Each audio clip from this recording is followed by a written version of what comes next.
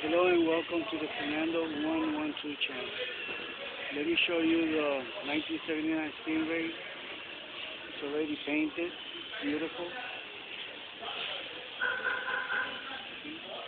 Now I'm going to be doing the carpet. So this is the carpet in the back. This is the back part. It's a beautiful custom carpet for this car. Okay, that's going to go for the back. Let me show you this. See? Complete restoration. There's nothing there. There's no dash. There's no seats. There's no carpet.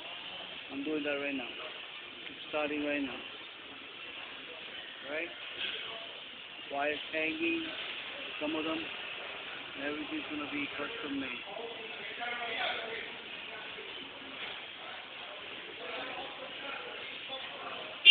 That's a compartment for storage. The other one is for the battery. You see the terminals are right there. There'll be some dynamite in the front for sound deadening device. No vibration. It will keep the heat out of the inside of the compartment.